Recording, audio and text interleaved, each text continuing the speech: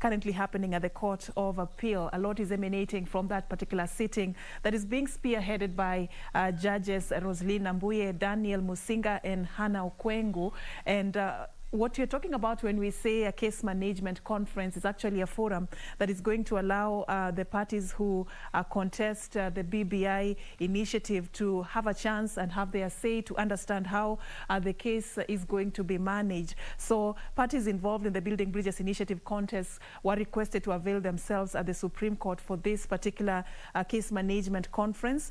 It is being held physically, and of course it's going to provide an opportunity to give appropriate directions, which include the length of submissions to be filed in this particular case.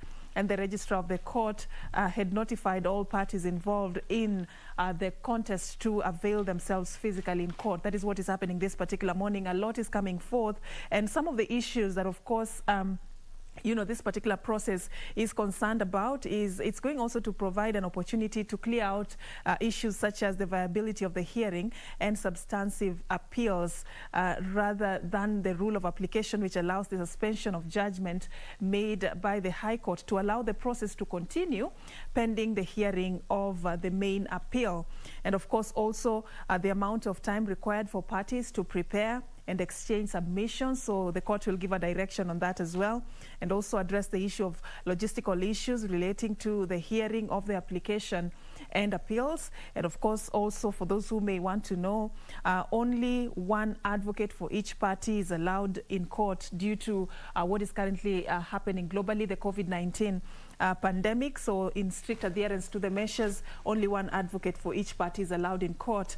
And of course, we remember, just taking you back a little bit, the BBI process was declared unconstitutional by a 5-judge bench of the High Court on 13th of May 2021. We have quite a number of parties who have come out to challenge that decision by the court. This includes former Prime Minister Raila Odinga, President Uhuru Kenyatta, the Independent Electoral and Boundaries Commission, and the Office of the Attorney General, also including the BBI Secretariat. So just, putting issues together and just giving a direction on how this case is going to be tackled is what is happening this particular morning at the case management conference currently happening at the Court of Appeal. And that is what we are following up for you. So we'll be going back and forth, just taking you back to follow also on the live proceedings. But in studio, we are also trying to breathe some life into some of these issues emanating from the BBI journey. And in studio, to help me just dive into this particular subject a little bit before we go back to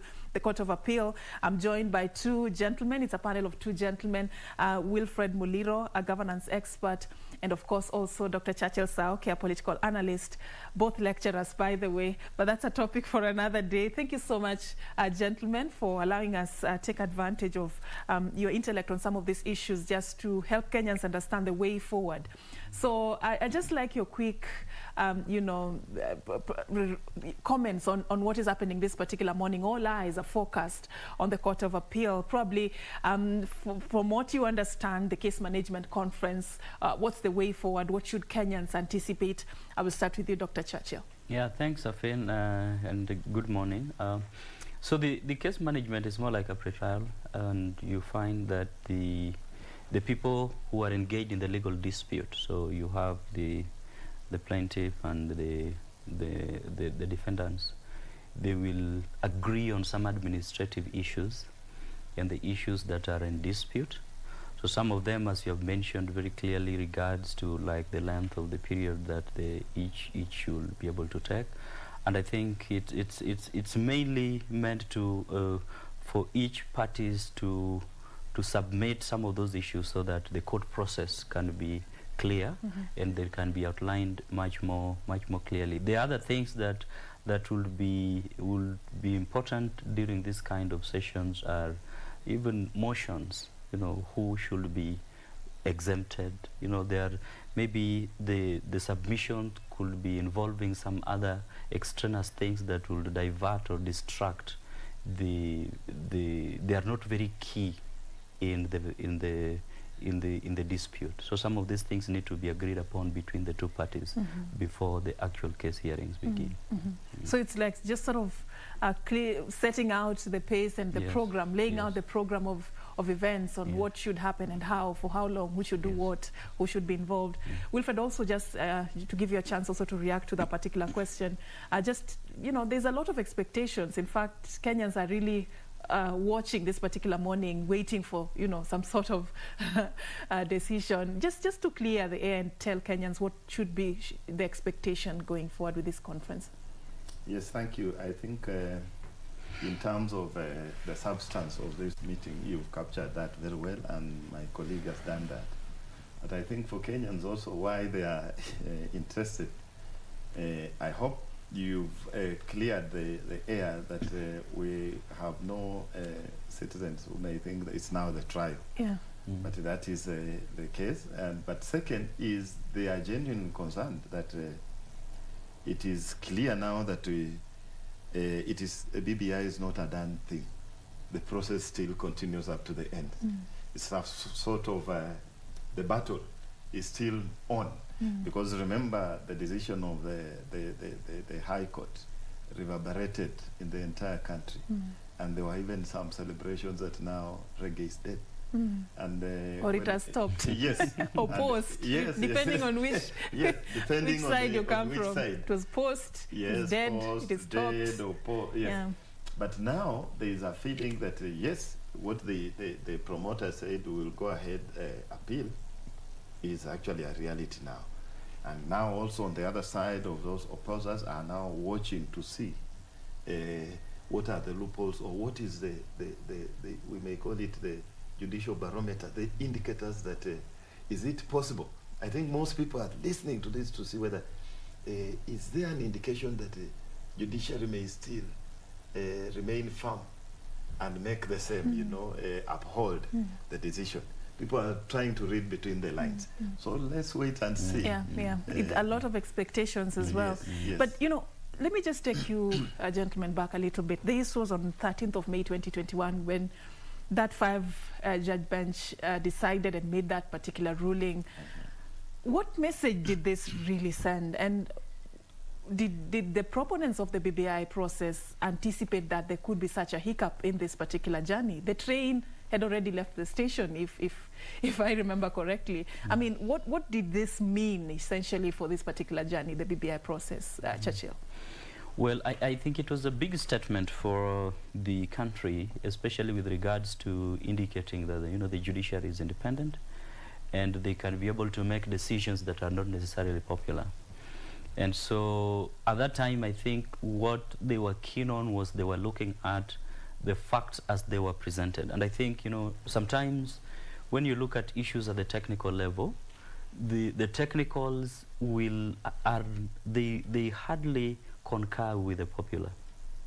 So maybe they may have been driven by the technical facts that were presented at that time that could not be able to substantiate the constitutionalism of the process. And they made the decision based on that. But then, you know, those kind of decisions are hardly popular. When you now look at them at the political level, they are hardly popular. So when you now look at it, when it now comes to the people now begin to see, like, you know, the judiciary and the politicians and the executive are fighting or something of that sort. And you know, the way in which the public or the other stakeholders can consume that information is totally different. And I think what came out clearly and is just the, you know, the judiciary was independent. You know, they made their decision based on the facts that were present. And so you know, the way the secretariat of the BBI and the other parties have contested and they have appealed, I think it also shows, and we are now to see the grounds upon which the Court of Appeal or the court upon which the case has been appealed will either uphold the decision by the High Court, yes, or not. Or not. So those are things that the public is really going to look up to. I don't know whether I capture this quite clearly. Maybe you can expound a little bit on, you said that that ruling was mainly informed by the technical aspect of the case, and it didn't really consider much what was popular. Was there any other alternative? Because I want to believe the High Court was operating within the limits of the law, what the law provides and how the process should be guided. And that is how they arrived at that particular decision based on what was brought forward in this case. Was there an alternative, considering even what was popular on the ground and the politics of the day? Were they supposed to go the extra mile? Was it even advisable for the High Court to do that, Churchill? And then I'll also get your reaction. The question of popularism and opinion is something that has to be, the people in charge of making anything popular must find mechanisms of bringing that popularity in a manner in which it will be acceptable within the frames of institutions. Okay. And so I think that, it is one thing to go and have a crowd and say you are popular.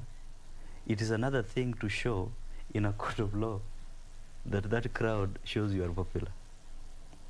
So I think the convergence of the two is now what brings about the technicality of what constitutes popular. Mm-hmm. Okay? And I think that it is sometimes the politicians are driven by the crowds, they are driven by the numbers, but then they hardly take responsibility or the opportunity to find a way of institutionalizing some of this information to make them reflect what is expected at the technical level. Mm-hmm. So maybe that may have been, I'm not saying that is the case, but that is maybe what may have been the gap that existed, that may have necessitated maybe even the court to render some of these things unconstitutional. Wilfred, just before we move to the next, I don't know if they're borrowing from the president's speech. I've heard you use responsibility, opportunities, the burden of choice. Those are some interesting words that came from the president's speech yesterday. But Wilfred, I don't know whether the court ought to have considered other factors beyond the legal frameworks just in coming up with such a decision, just considering the dynamics that the BBI process was operating within and even the politics it attracted. Was it advisable for this to be opened up a little bit? I think just before I continue that one, there was your first question. I think the promoters of BBI were surprised. They didn't expect that. Mm-hmm. And this can be proven by the fact that you see the zeal of appeal. Yeah. It's something they didn't, they thought it has moved. Even the Secretary General of Jubilee acknowledged that they didn't perform well on that. And I think he was gracious enough and said, we'll go to the drawing board. But coming to what you're saying, I think the president was trying to allude to that almost directing judiciary that when you make decisions, sometimes you need to raise your eyes away from the written text and look at the public and say, if I make this decision, what will be their feeling? But and I think it is anchored on the idea that we were initially discussing with my Churchill here, that you look at the decision by the Mutunga court on elections. And I think that's where the president is almost referring back and saying, Justice Mutunga at that time looked at the situation of the Kenyans and he said, these are political issues. They don't concern, and we have no legal standard or some moral to enter this. But this time round, I think it's not as much an aspect that we were looking at earlier, preservation of public order. So that you say now it should be, as you are suggesting, that they should now open up and overstretch. Here, this is already a politically divisive issue.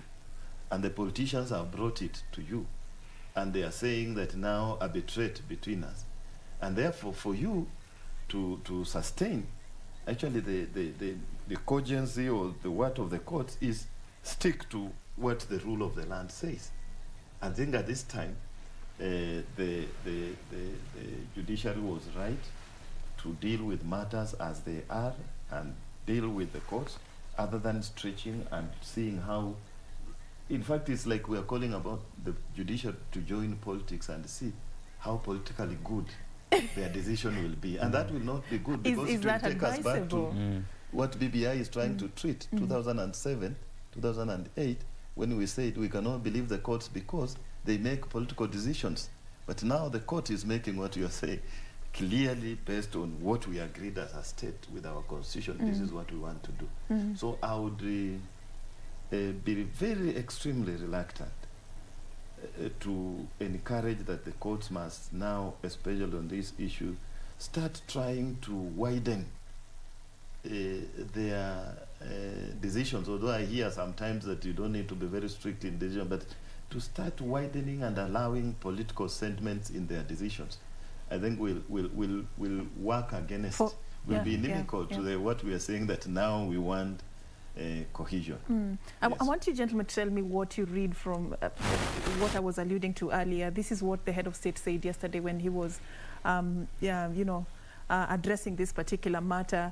And in one of, just picking out something from his speech when he was talking about some lessons we learned from our forefathers, a third lesson, he said, our forefathers revealed the paradox when they emphasized that self-rule is the granting of opportunities accompanied by the burden of choice. Every opportunity in the exercise of freedoms and self-rule must be tempered by the consequences of choice. Every right granted must have corresponding responsibility, and those who enjoy opportunities but neglect the burden of choice cannot be said to be truly free. This is the paradox of choices and freedoms, and applies both to individuals and institutions. And later, when now he was talking about the judiciary, he now brought this into context and talked about the nullification of the presidential election in 2017. From the nullification of a presidential election in 2017 to an attempt to stop the will of the people as expressed through the BBI, the judiciary has tested our constitutional limits. And he talked about, while I stand by the rule of law and I will always obey the decisions of the courts, I am also compelled by my position to heed to the sovereign and supreme voices of the people. That is why our national conversation today must focus on the consequences of choice. And he just kept on going on and on about the consequence of choice and the burden that, perhaps, the citizenry will have based on some decisions that are made, and in asking very fundamental questions, which include, if the field of independence has been expanded in the judiciary, how should the field of their responsibility respond to the summons of nationhood? Shouldn't their decisions also be accompanied by a burden of choice? And there are questions that our national conversation should objectively ponder upon. So basically just using that particular statement, the burden of choice and choices have consequences, just to sort of marry it with the move that the High Court, took the other day when they made that ruling. How do you read this? And just even using that particular forum, the Madaraka Day celebrations, to really talk about this particular subject, what does it essentially mean for you? I think what is coming out from there is a paradox in terms of the whole question of the convergence of institutions and all stakeholders of a nation towards the building of a country, towards the building of a nation. And it appears that in his thinking, or it seems like there is a direction that the political class is trying to incline in terms of building a nation that has not been there, in creating a coherent and cohesive nation, which all the other institutions of government should have an understanding about and align their decisions and all the things they are doing towards. And that seems not to be what is happening from his perspective. And these are things that, when you look at issues around freedoms, and you look at issues around choice, you look at issues around independence, there has to be something that inspires all these things. Okay? There has to be something that inspires all these things. And I think, for me, where I sit, I see that inspiration, national inspiration, is what is lacking. That is actually making all these two different parties to make decisions that are diverging. You know, those statements you have read of the president's speech are very deep statements of nationhood. And it's like a person crying out about a desire to build a nation that is being negated by other institutions. So the only question that arises is, was the courts, are they reading in the same script? So these are the issues, and I think these are conversations that need really discussions about, because there are things that now go beyond the technicals that we were talking about. Because now the letter of the law is always based on the spirit of the national spirit that anchors and overacts everything. That when the letter fails, that spirit must be adhered to. Muliro, I don't know whether we are clear, and you can just expound on this, whether we are clear as a nation on, is the decision really focusing on the contents of the BBI and the promise it carries for just delivering a new dawn for the country, or it's centered around the process and the how? You know, we came up with this document and how it was passed to this particular level. Let's clear these two issues. Is it negating the content and the promise, or is it negating the how we achieved this particular promise? You're very right. I think I was listening to Churchill, and I was thinking about the lofty perspective is giving the head of state that he has the deep heart to build the nation. But you know, you build a nation, the basis of a nation is order and structures and systems. So if your aim is to strengthen them and you are not using order and structures and systems, what now, I'm coming to what you've just mentioned, you look at the decision when they say the whole process, null and void, again touching again on the same things he had mentioned, the president, nullification of the electoral process, his election 2017. If you listen very well, and we should not bash them, the judiciary, the courts, are insisting that even if your intentions are good, but we as Kenyans have again, in the spirit he's talking about, passed some standard procedures of reaching that decision. So that these procedures, if you do not follow them, you'll harm others, even if your aim is to give them something good. And I think I agree with you that the courts are arguing, just like they argued about the election process, is that there is a process that we should be following to achieve what you want to achieve. We are not interested in even what you want to do, the content, the BBI, but we have agreed as a republic that relies on the rule of law and order, that when we want to do things, this is how we should do them. And you have not done that because you believe that you can just wake up two people and decide and call an issue that maybe privately affects you, you call it a popular national issue. So they're saying the way, if you want to involve, and I think the basis, if you look at the ruling mostly, I'm not a lawyer, but I'm looking at it in terms of politics and public policies, that you look at that, they're emphasizing the aspect of how do you bring in the people themselves without hoodwinking that these are actually the voice of the people. So how do we stop it that in the future Churchill will sit alone and think and say, I think I should own Mount Elgon. And then he gets his a clan because he has money. And because he has the powers, he knows that if you people bring it, I'm the one who will gazette. It is the same person, the president, isn't it? And it's the same person now. That's what they're saying. You're initiating, then again you're the referee, and again the player. Then you come and we say, no, it is a popular issue, let him own Mount Elgon. I think it is, you have identified the area very well. Is even if the intentions are to build, as they say, building the nation cohesion, bringing the Kenyans together, as they say, there is a state building and nation building. And it looks like they are saying BBI will contribute to nation building, which has been avoided for a long time because even if we do the hardware, the roads and infrastructure, but the software about people's integration is not achieved, then there will be chaos. But we are saying to do that, do it within a framework that Kenyans have also agreed on. And I think you can achieve that nation building, the aspirations we are, he is crying about.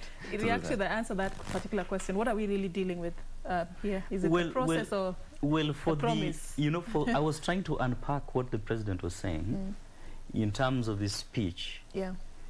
What I was reading in terms of his cry. But what the court, of course, what the court is dealing with is the process. So that one is undisputed. Yeah. That is undisputed. But the divergence of the two in terms of what the president is reading is yesterday, his speech was towards that high aspiration of nationhood. And maybe in his thinking, building a nation, institutions' roles in nation building is sort of they institutionalize what has been, agreed upon, like, the framework of changing the law and things like that. But then there has to be the driver, the ultimate goal of the nation, the aspiration of the nation, the greater goal that inspires the country. And that is what the president was alluding to in his statements. He was talking about the burden of choice and actually even took us back to the 123 days post the elections and how we lost. We became economical a little bit, yesterday as the head of state took us through how we lost, was it, close to 1 billion shillings every working hour. Yes. This is 1 billion shillings every working hour for the 123 days that we held the 2017 general elections. If you calculate this is within 24 hours, and then you go to the 123 days. This is about 30% down there, about 30% of our national budget. Choices have consequences. As we're dealing with this tricky subject of pausing or stopping or, I don't want to use that other word, reggae. I mean, how do we deal with it in a way that we make a decision that will help this particular country not reverse the gains that we have made in this journey that we have all been taken through of trying to come together, of trying to avoid what the president was talking about, the 123 days that we lost not just money, I will add lives and bloodshed and people totally just took a different turn in this particular country. How do we arrive at this particular decision? Because that's where we are right now. That is now where we must not even put any gray air.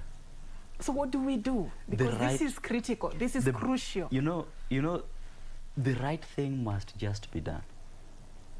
And I think this is where we must actually support the courts in whichever way.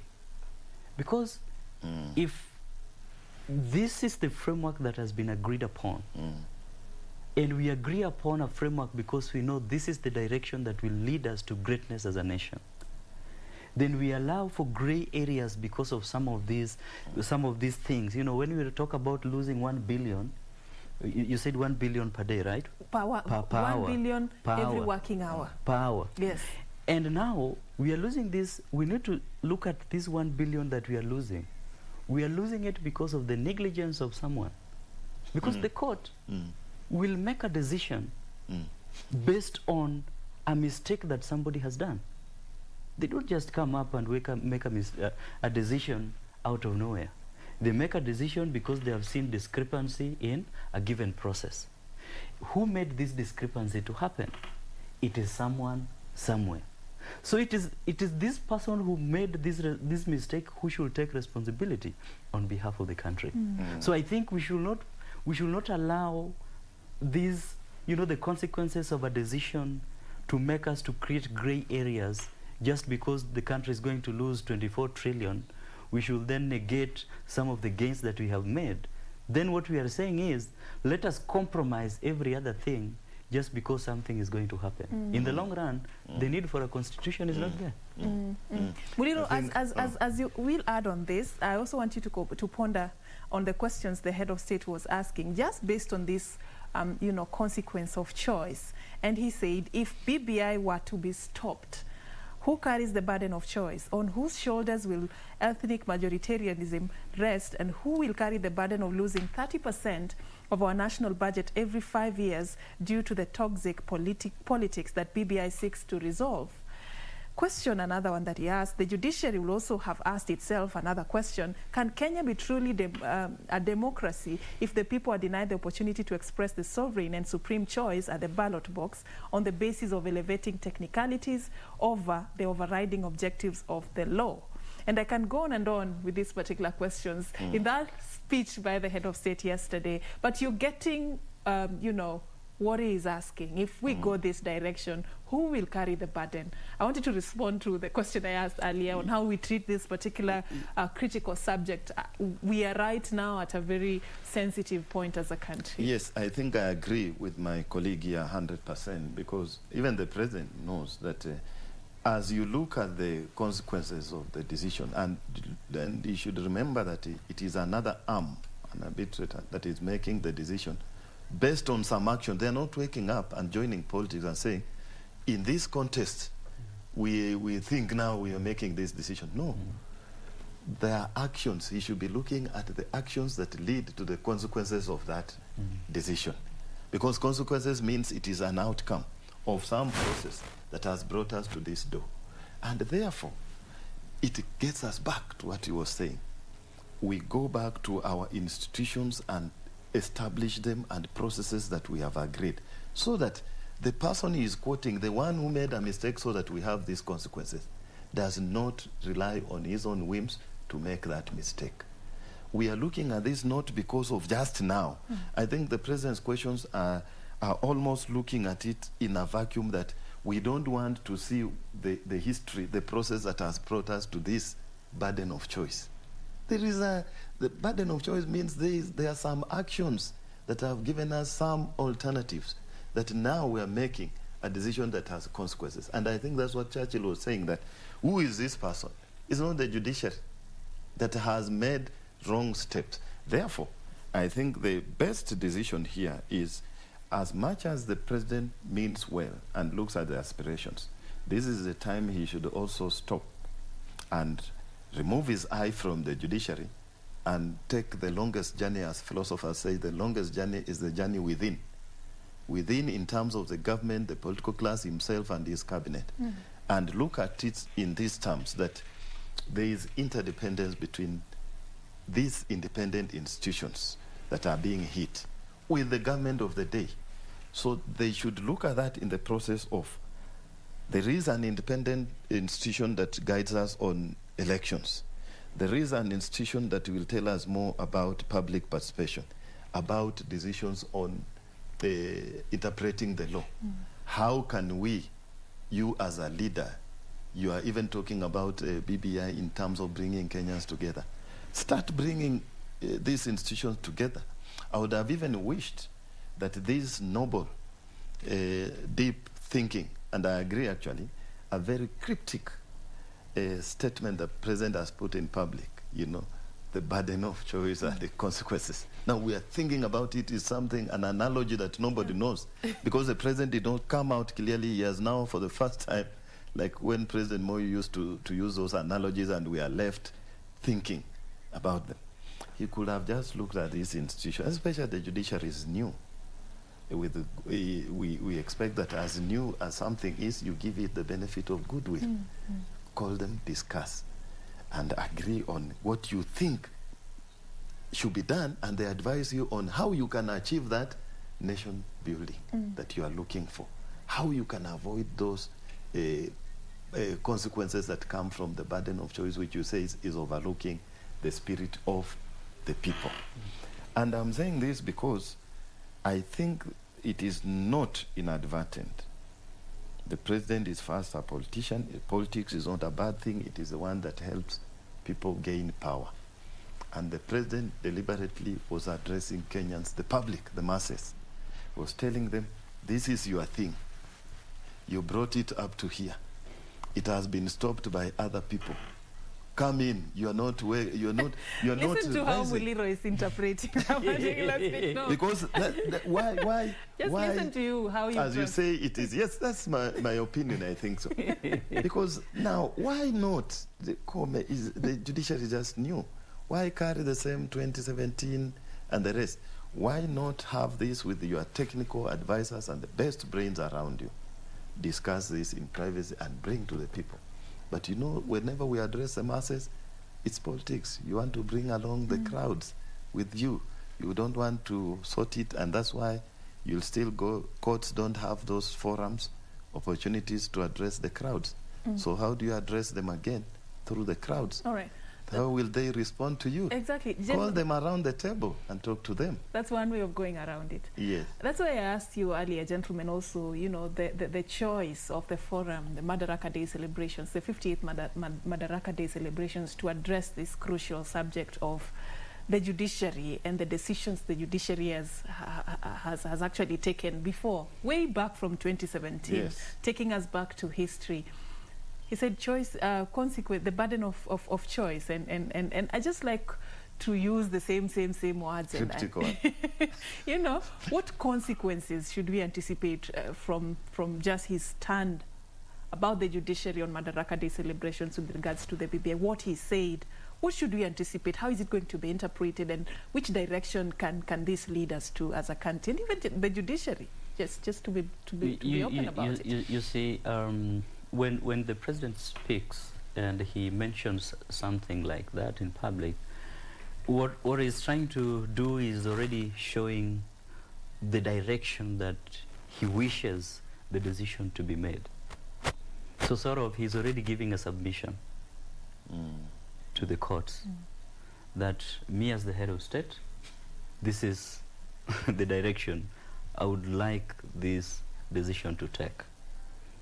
So I might not directly get into the mix of trying to influence the decision, but at the political level, this is my position.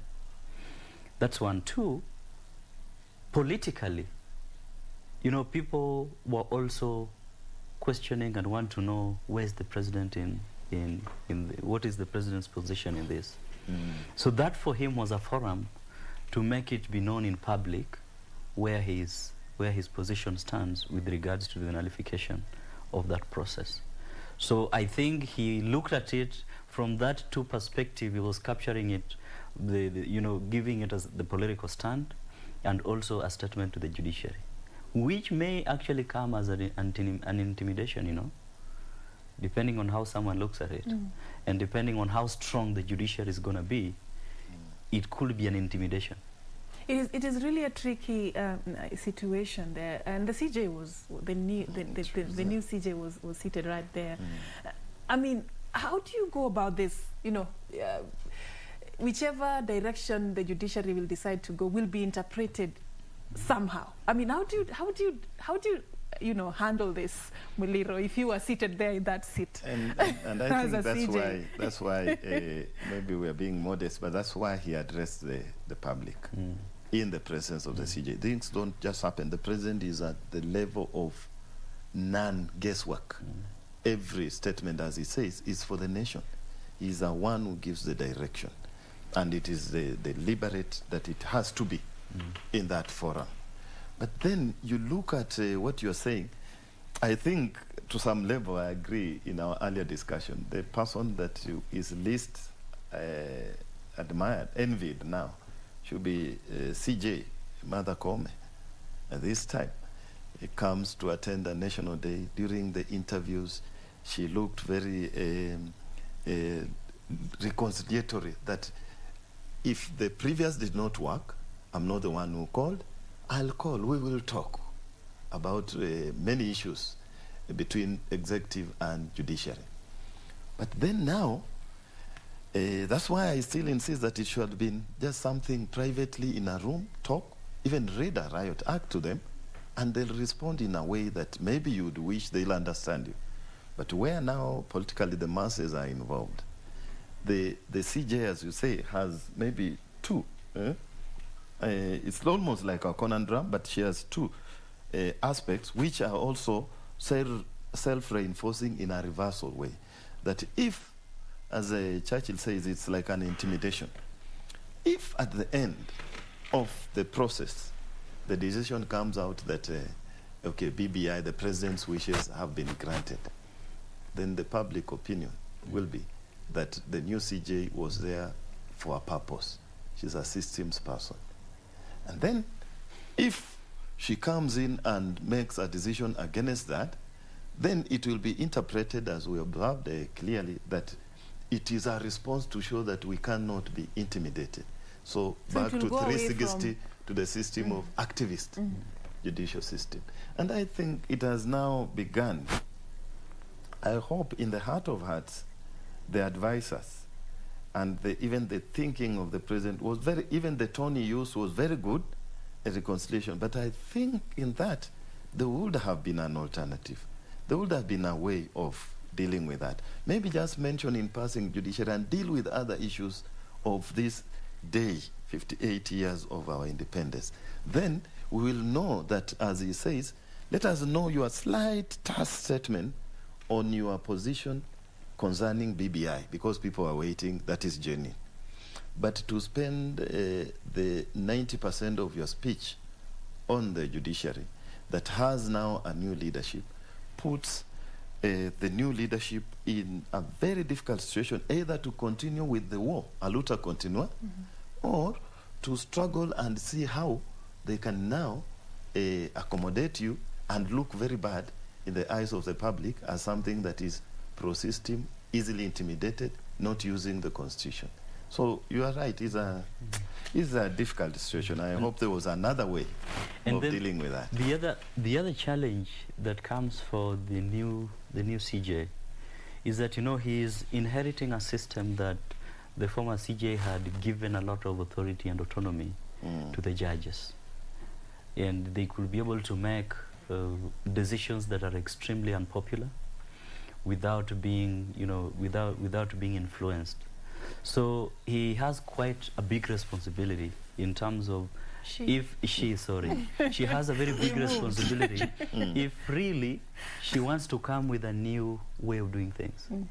Because now it means she will have to find mechanisms of, you know, streamlining the whole system, which is a very big, it's not easy. It is not very, it's not easy. And for what How do you safely work out that relationship between the executive and the judiciary? There's been a lot of jitters about how to go about this without it being seen as if one is trying to dominate over the other. How do you deal with that kind of a relationship in a way that will work for the country but not really watering down the roles that each ought to play? Yes, and Serfine, it's it has been there. I think I'm not in any way condemning the executive, but that is a very valid question. It's something I've been agonizing over and asking myself, what happened? Because if you look at our CJ Emeritus, very good performer, and every time he raised a controversial issue, he began by giving a background that I've tried the official channels or the existing channels of communication to communicate this, but I've found that it is so hard. I've come to the public. You saw him alone there, literally in public, you know, standing outside his office at the veranda of the Supreme Court. And I think you are right. The president has also decided, without giving this new regime some time, new CJ some time, to also continue engaging the judiciary in public. And I think the answer to your question is that there are avenues. We are not even inventing a wheel. We were told, the CJ said, when you enter that office of the CJ, there is a phone you are shown. You are that. You are told this is the direct line to State House, meaning literally that you were supposed to have direct communications as heads of organs of the government. So what we can suggest is that the executive needs to, it's the one that runs a bit, they say separation of power, but you cannot overcome the idea that one is slightly higher. The executive needs to bend back and open the channels that were there before in terms of how they communicate with the judiciary, rather than the public communication. And I hope the new CJ is going to pursue that route, and I think she mentioned that. It's going to pursue that route of mediation and talking and communicating in a way that we don't put it in public in case it is not working. The way Maraga was pushed so much that he came out, he was trying. So I think they should continue, and the best even arbiter in this should be even Parliament, the committee.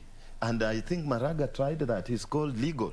He called them, they had a private discussion, and I don't know how far they went with that.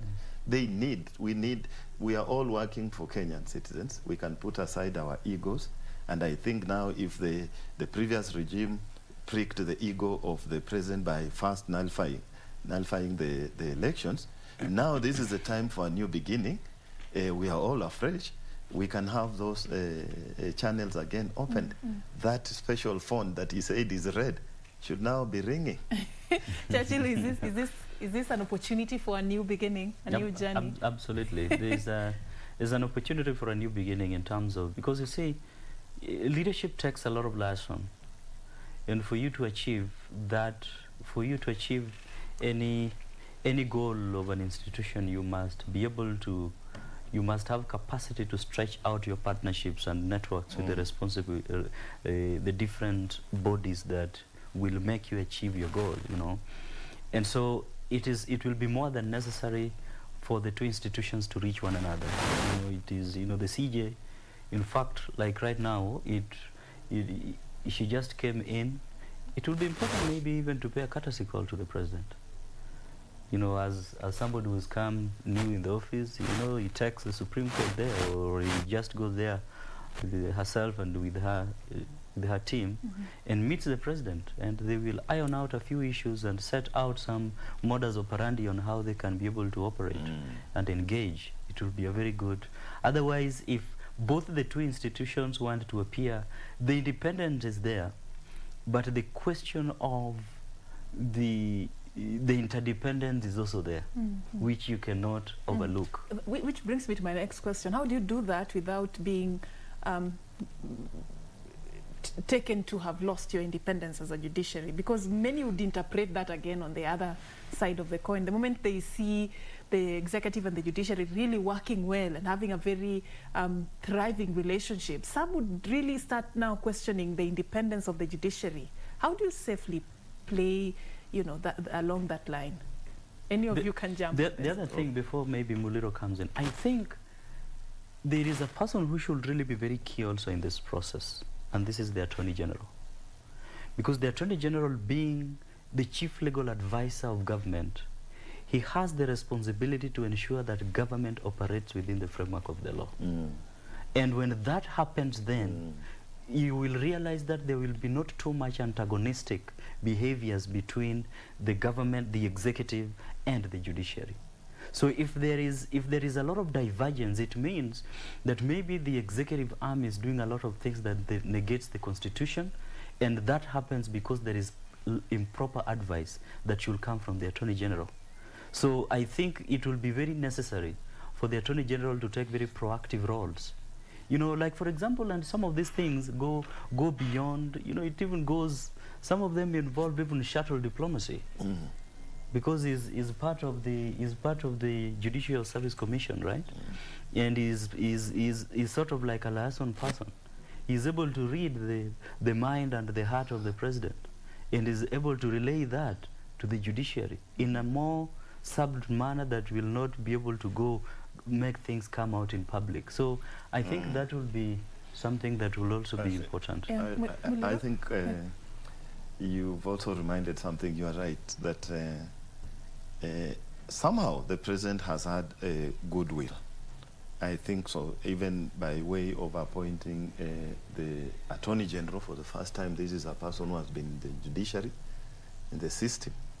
the current Attorney General. I think he was even the president of the Court of Appeal. So this is the person who can do that diplomacy very well. That is the first one.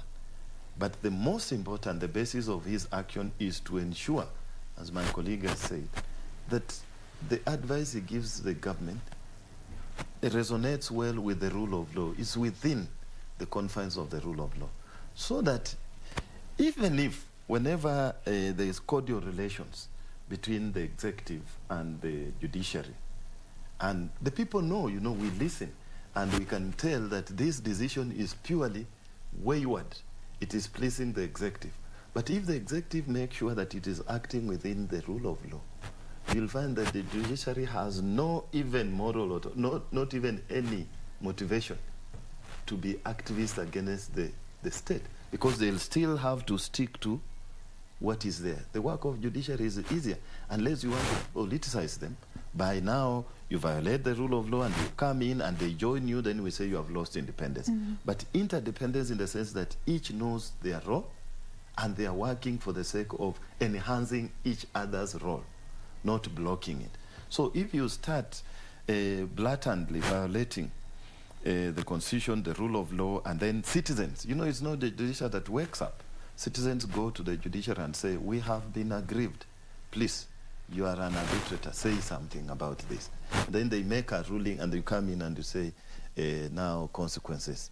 No, the idea is, why can't you act in a way that will not require the judiciary to overturn your decisions, your activities? And they know it. That is why the Attorney General is there. And I think the burden lies with him somehow. We are leaving him out, because if you look at the president, why he appointed him from the system itself, judicial system, was that he has this experience, and then now he can come this side and advise us clearly. And I think Kenyans were right. That's why they were saying, Kenyans were actually calling upon the Attorney General, and the government is called the Solicitor General to resign. They were not saying the promoters of BBI or the politicians. They knew the right place. And I think, Serfine, that is where it should be. Advise the government correctly to stick within what we have agreed on. And by the way, when you look at even some implementation of executives, even when you forget about even government, just small organizations, the CEO might want something to happen. You then must sit down with the team, legal team or something, to find how to regularize this thing within the confines of the framework of engagement. And I think the Attorney General has a responsibility in ensuring that the two institutions work well. Because in as much as, even if the judiciary tries to reach out to the executive, and the executive continues to make decisions that are against the law, then they will still be at loggerheads. Yes. But I also want to ask, the timing though, I mean, it came this far. And then it was just, there were talk of a referendum in the month of June, already in the month of June.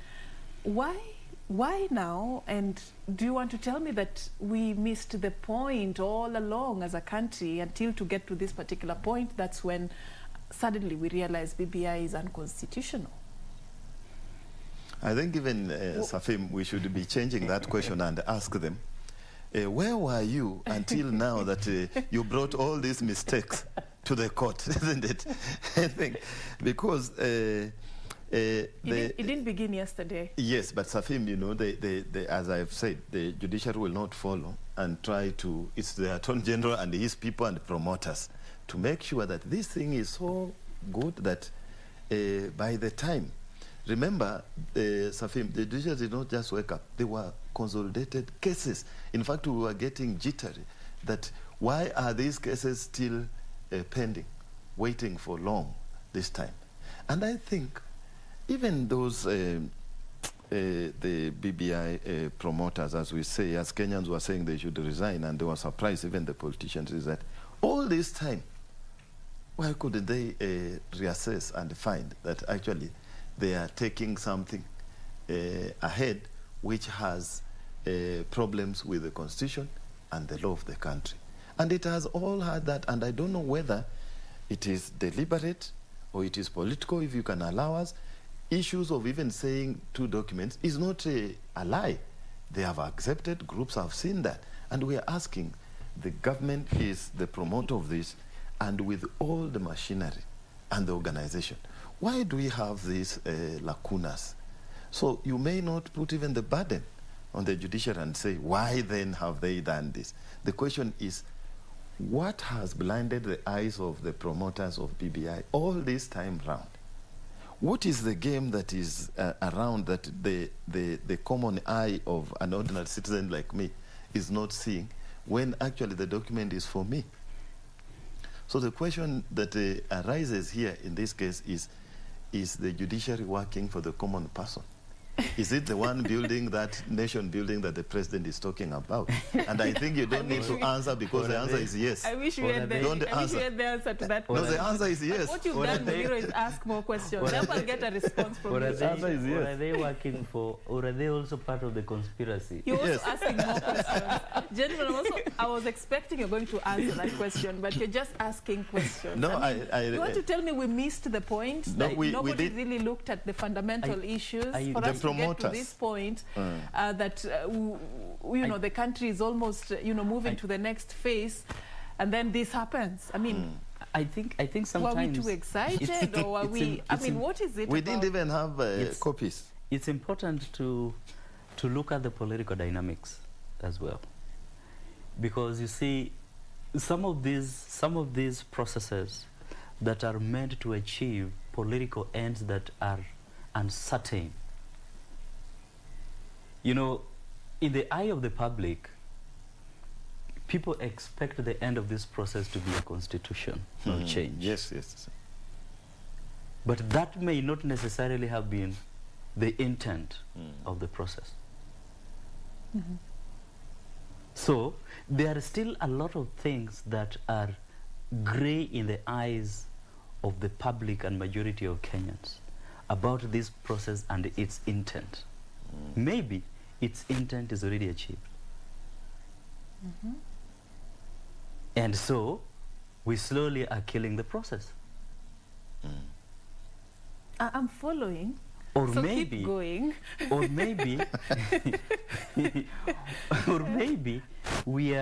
maybe we are getting towards achieving the process but postponing. So there are a lot of uncertainty around it that cannot make us to conclusively say that the judiciary acted in the best interest of the people. Well, it acted in the best interest of the Constitution, as per the Constitution, and maybe the people who are architects of this knew that the way the way you take a child. That's somewhere. A maybe, though. Yes, a maybe. You take a child. He is taking you, and you know that when he reaches there, they cannot pass. They cannot pass. You craft your own defeat. Exactly. But then, the process from here to that point, I will have achieved what I want, which I will not tell people. So these are political issues which we cannot be able to define. So the outcome of this appeal, what stakes should we anticipate? What significance is it holding in this BBI journey?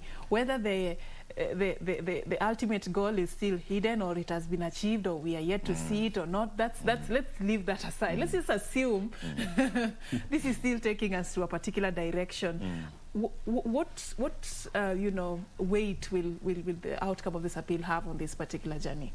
I think you have given us a caveat, but I think I'll two things. I'll give the first one, the political intention, which my brother is talking about. It is a political contest.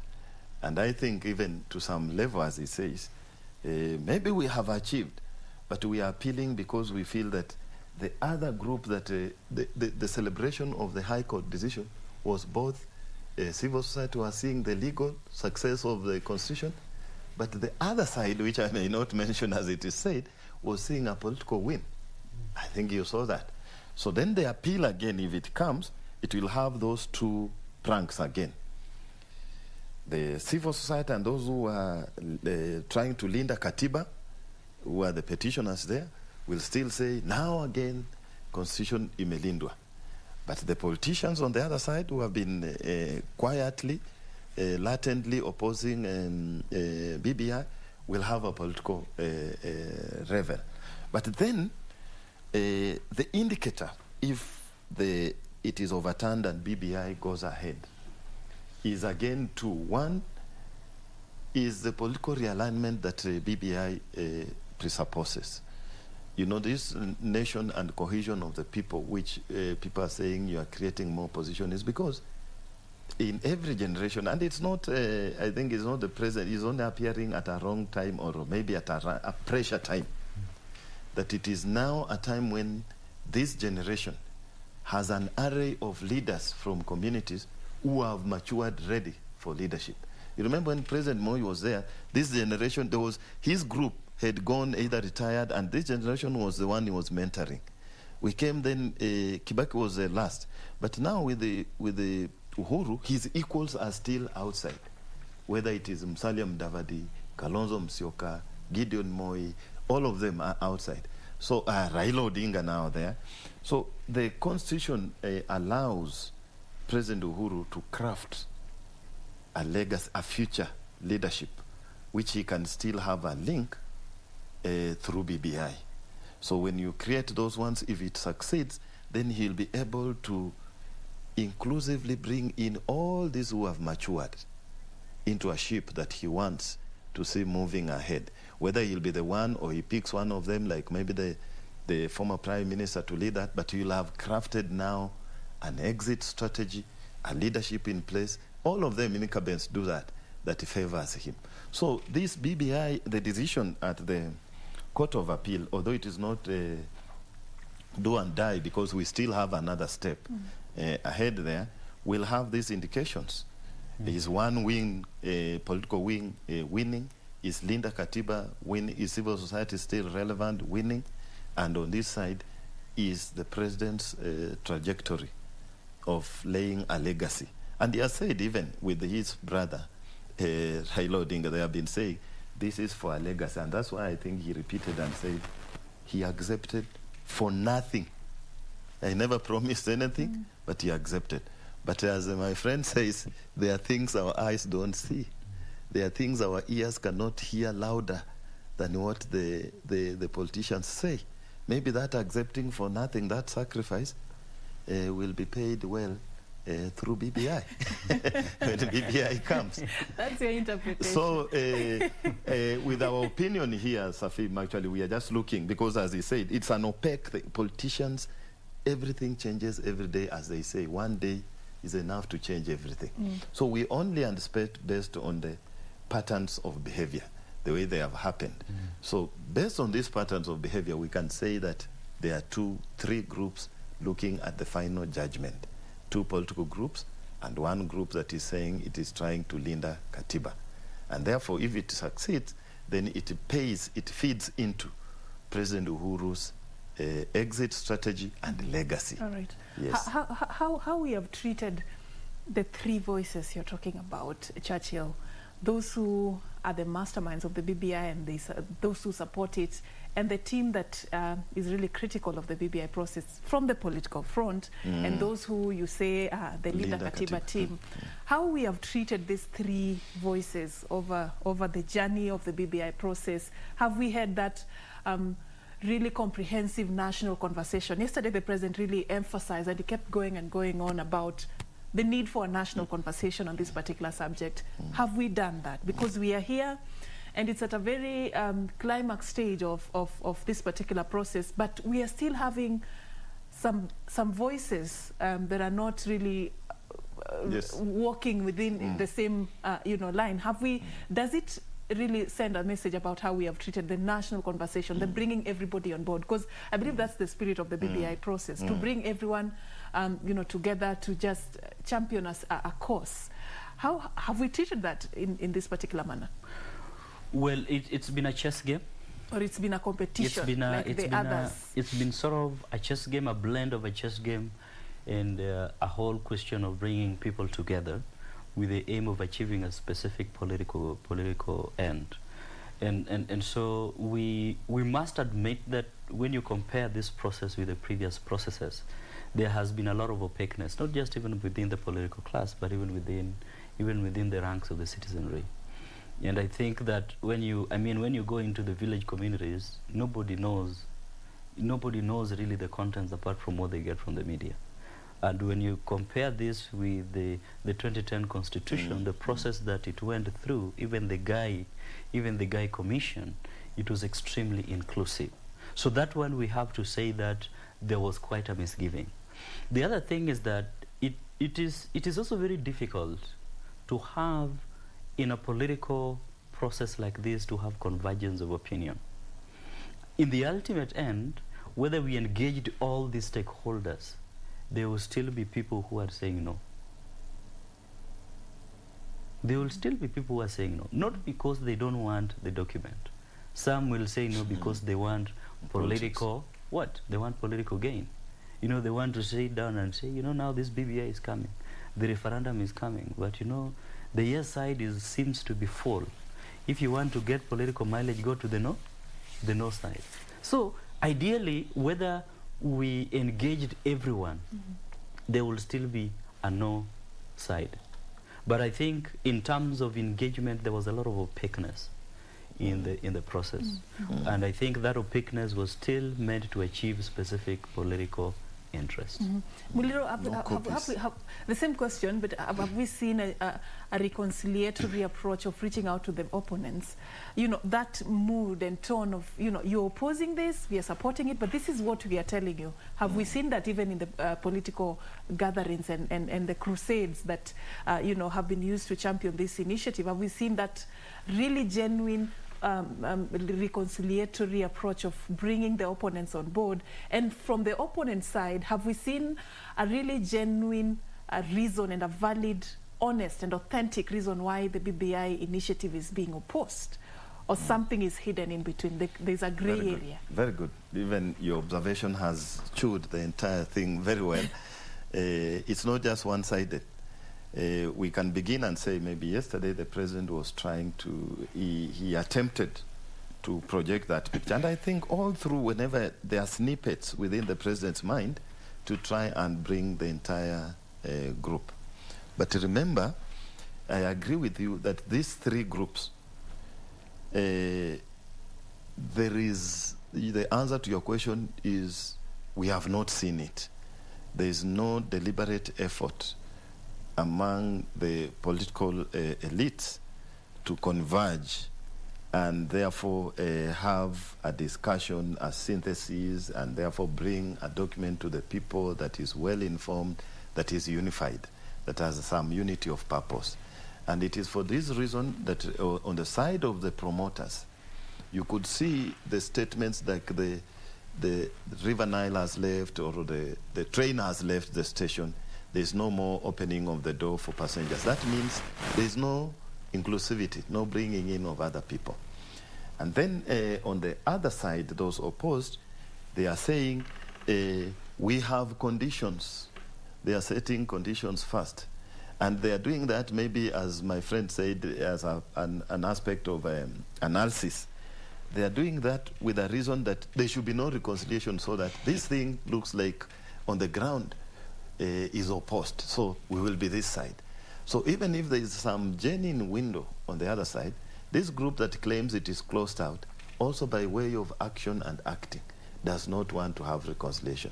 But I think the group that brought out what you have asked very clearly is I've listened to the Linda Katiba and what they wrote. They say that exactly what you're saying, that the 2010, there was acrimony, but there was always a focus on reconciliation, inclusivity, openness. But on this one, even asking, one of them said they went even personally with their own money to buy a copy at the government printer. And they found that even what they were told it's supposed to be free. Maybe just quoting what the other person said, and they were sold at 600, but later learned that it is free. But the idea is, even the common person has not seen that. It is only the elites. You can Google maybe, or in the newspapers, summaries. So the issue is, why couldn't we even make it in Kiswahili or English or local languages like we did, even with small versions of 2010, doing circles. There was a brochure that I still have in my house, simplifying the issues. So it looks like there is a club of people who know the end point of the BBI and would not wish to bring in the others that they know as spoilers. And the spoilers also know the end point of BBI and would want to chest stamp in a way that there is no room for reconciliation. But this middle class, like the Linda, we have seen how they have been demonized. You know, if you want to look very bad and questioned who is financing you or what, try to oppose the BBI.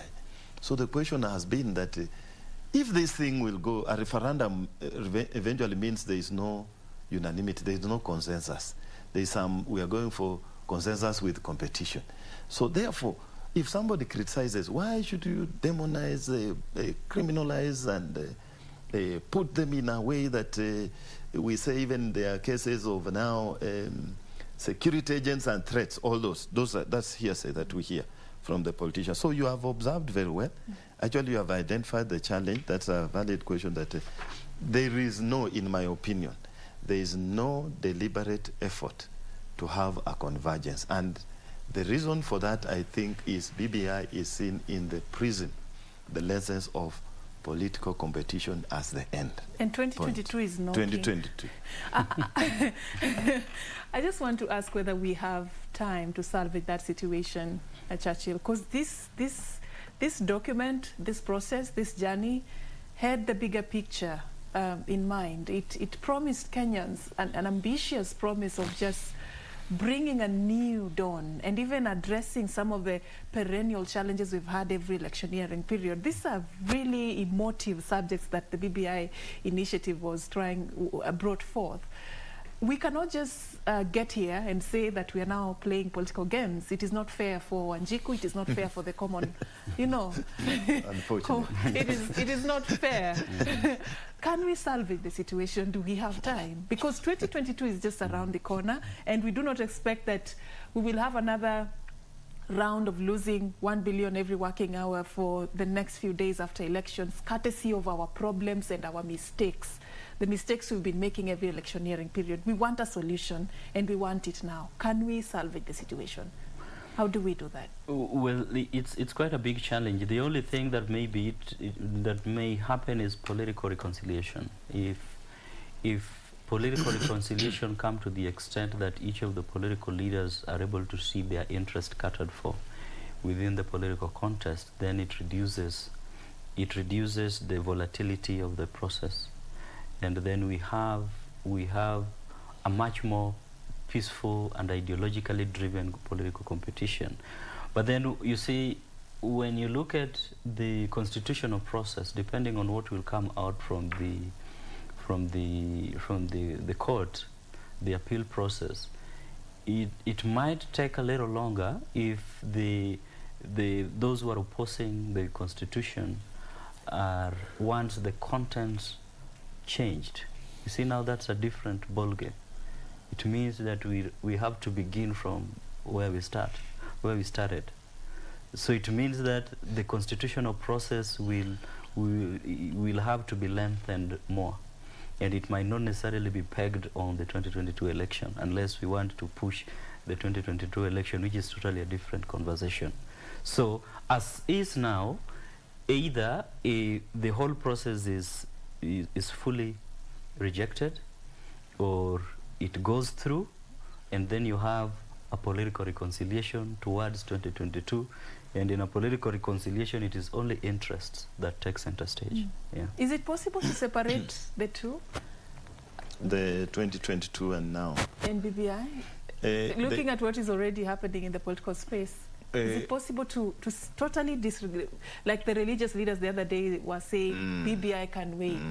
Is it possible that it can actually wait? Actually, I was going to that. I was saying the only way, not to wait, but the only way you can separate this, the BBI from 2022, is to make one happen after the other.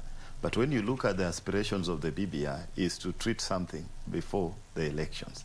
They are saying people must come together, and the idea of equity, the constituencies, and nation building, that the nations, the ethnic groups must cohere. They are looking at that. And I think we should not forget that there have been suggestions, and at a very advanced level, that Parliament, instead of going the referendum way, there are dumbbells from Parliament, and the voices are now rising slowly, that it should now be opened up, because Parliament also represents the people. They assess, change it, and do a few things, then use the parliamentary way, which will be maybe shorter than going the referendum way, and then we have it implemented before 2022, because some actions of 2022 will be actually operationalizing the content of BBI in that case. But we have already seen one of the principles has clearly come out, and validly so. The former Prime Minister said, no, the parliamentary way will tamper with the popular initiative. This is a massive aspect, should just go to the people. So again, I see very credible indicators that it will take very long, and we may eventually go back and listen to the people of the flock, the churches. Let's listen to them, what they are saying, that if it is possible, if we can, it is impossible to delink them if we keep on politicizing. But the only possible way of not putting them together an omnibus is one should wait. And since the Constitution does not allow elections to wait, then BBI should wait. Because, and I think, I'm not over-religious, I should not spoil this discussion, but I think they have spoken the voice of God, because that is what I was agonizing with also, in the sense that must we rush something that is very good for the nation building to be together with 2022? And the fear came in this way. The drums were beating and saying that now we can postpone the elections. And that is what the people of God are saying is the most dangerous. Now leave alone the BBI, and the people have suffered with the COVID and the rest, and their mind is that we should not change anything where they want to see a change as good as the rest. And we do not want in a way to look like the image, like our neighbors, where the term limits do not matter. And I think that's what the church is saying. That why should we now say BBI is so important that we should extend the term of this government and the parliament, and you know Parliament will lavishly suffer that, because extending their term, they'll be happy about that. But the citizens would not wish to have that. And I think if we can listen, at least President Moi listened to the religious people. And I think that's why he stayed for some time on power, even if the masses were feeling burdened. But the advice always from these people, in their own settings, has a meaning, because they take time, stand behind. And I think that is what Kenyans should be drumming now, is that if we cannot achieve what we want, the court process will be long. Even if the parliamentary may tamper with the people's will, then why can't we wait this beautiful aspect to happen after the elections? We'll be sober enough. We'll be looking at it not in the lens of Raila, Uhuru, Ruto. You see that those two political arms, there are those who just see BBI. We don't need to read, as we say. Baba has read, it's enough. Ruto has said, we will vote like this. So, but if we do immediately after 2022, I think there'll be soberness, and we may achieve what the president wishes. There is goodwill, but the process is dangerous. I'm having a lot of questions. Yes. Just following that particular suggestion, because one thing, one would see it as, you know, it could be one of the most important part of legacy that President Uhuru Kenyatta is going to leave this particular country. If his term comes to an end before it is delivered, how will that play out? Some also see it as it's very pivotal in the decisions Kenyans are going to make come 2022. If you are vying in any constituency, BBI and where you stand on BBI may play a very pivotal role on the choice of and the voting patterns. Then if it is postponed, then how do we, go about this? Should and I we can go on and elections? Then should we postpone the elections? Which one is more dangerous? But gentlemen, allow me to take a very short break, because when we come back, we may just explore how BBI will be treated in the event that probably it's pushed post 2022 general elections. Will it carry the weight? Will the momentum be the same? Will the team remain intact? Yes, you see? Yeah, yeah. We are going to pick up that conversation when we come back from this particular break. You are watching News Check right here on KBC Channel 1. Continue engaging us at KBC Channel 1. Remember, today we are also following up for you quite a number of issues shaping the news in the country, including the case management conference currently happening at the Court of Appeal right here in Nairobi. That and much more coming up after this break.